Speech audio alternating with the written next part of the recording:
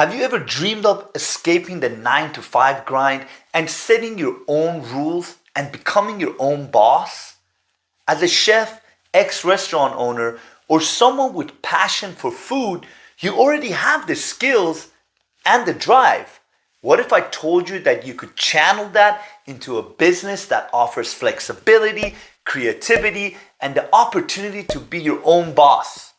That is the beauty of starting a catering business from home. Now I know what you're thinking. Starting a catering business sounds expensive. And not to mention, it's illegal to start a catering business from home in my state. But here's the good news. You can start a catering business with less than $800, and there's a way around the legality part. Yes, you heard that right. This budget covers the cost of obtaining your ServSafe food handler certificate and a 6-month health permit, which are the basic requirements to start your catering business. Add in a business bank account, which is practically free, and you're ready to go.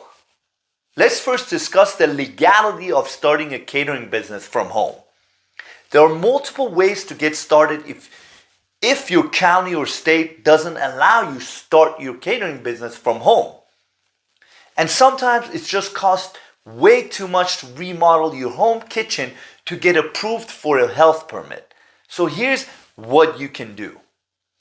You could partner up with a local restaurant and use their kitchen during their off hours. Or you could rent a commercial kitchen as your home base. The possibilities are endless, and I'm here to guide you through them one by one. Before I go any further, if you're planning on starting a catering business or want to grow your existing catering business, make sure to click on the link below in the description to get my free PDF to discover the 6 things you need to do to start getting free local leads from Google. Okay, let's get back to the video. Let's start by talking about starting a business on a budget. It requires careful planning and smart decision making, but I'm here to tell you that it's not only possible, it's also incredibly rewarding. When I started my catering business, I had to make every dollar count. And you know what? It made me more resourceful, more creative, and ultimately more successful. The key is to prioritize and be strategic about your spending. What are the essentials you need to get started?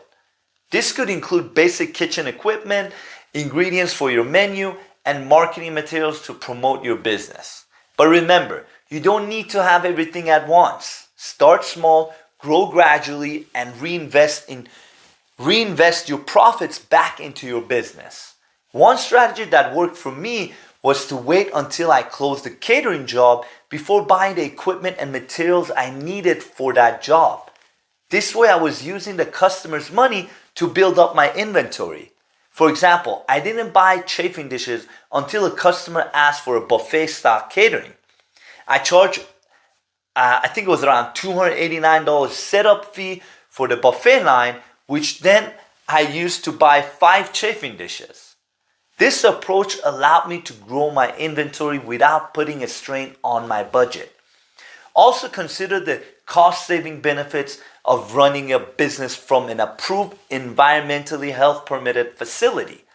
Some states and counties require this, but it doesn't have to be a roadblock. You could partner with a local restaurant and use their kitchen during their slow hours. Or you could rent a commercial kitchen. These options meet health regulations and save you the cost of setting up a commercial kitchen from scratch. Starting a catering business doesn't have to break the bank. With careful planning and smart financial decisions and a commitment to exceptional service, you can build a successful catering business on a budget. Remember, the key is to start small, grow gradually, and reinvest your profits back into your business. Now let's talk about where you will be preparing your food. There are 3 main options: using your home kitchen, renting from a local restaurant owner, or renting a commercial kitchen space. Home kitchens are the most cost-effective option, especially when you're just starting out. However, it's important to note that not all states allow food operators to prepare food in a home kitchen. You need to check with your local health department to see if this is an option for you. And if it is allowed, some states require you to remodel the whole kitchen to meet all environmental health codes in the county you live in. In that case, this would not be a cost-effective option, but renting a commercial kitchen can be a great option if your local health department doesn't allow food preparation in home kitchens. These facilities are designed for mass food production and come equipped with all the necessary appliances and amenities. The cost can vary widely, but some are quite affordable, sometimes as low as $30 an hour. It's important to factor this cost into your budget, but there is another option as well: renting a restaurant kitchen. This is a less common but potentially viable option. There are plenty of restaurants that are slow during morning hours or even closed. These establishments might be willing to rent out their kitchen space during their off-peak hours. This can be a win-win situation as it allows you to access a professional kitchen without the high overhead costs, and it provides the restaurant owner with additional source of income. And it could start a profitable partnership with the restaurant as well. Maybe the restaurant owner can start advertising your catering business to their customers and you guys can work out a deal. Maybe you can give 20% of the profit to the restaurant owner and use their kitchen for free. Always look for win-win situations.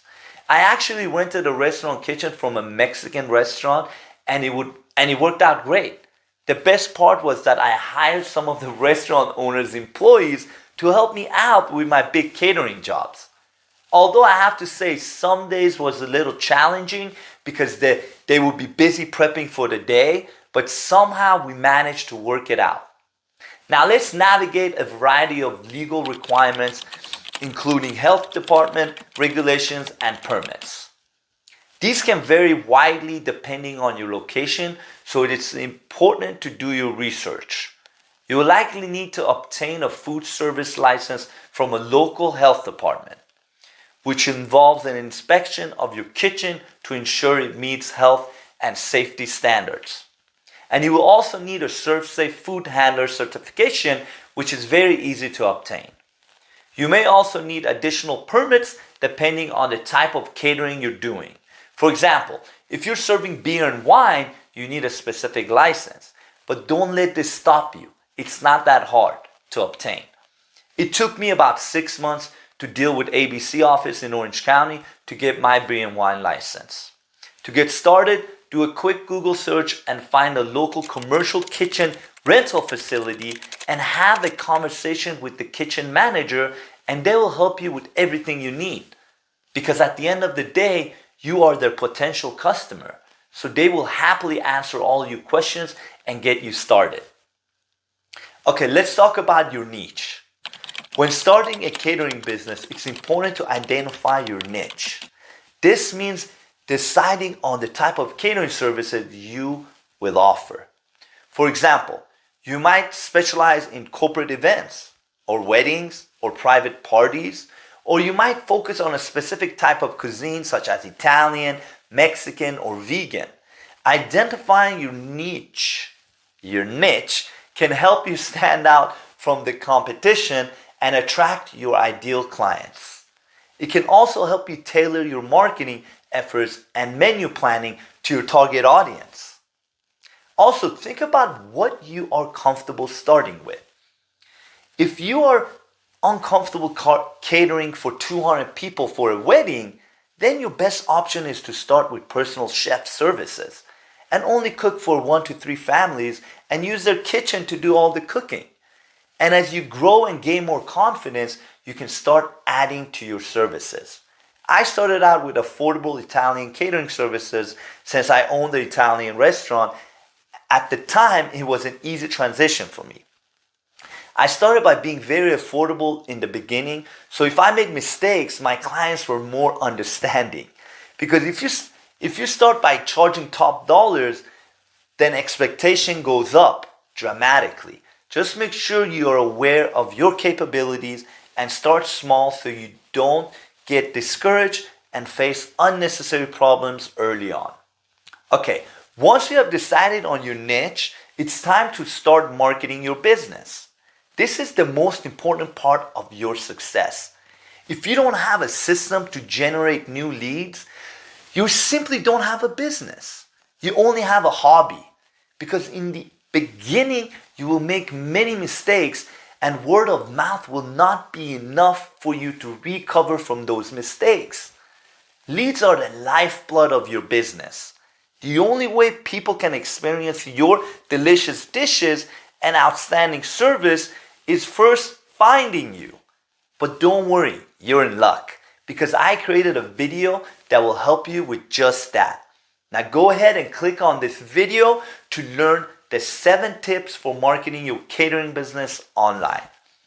See you next time, and also remember to do something differently today for your business so you can live a better life tomorrow.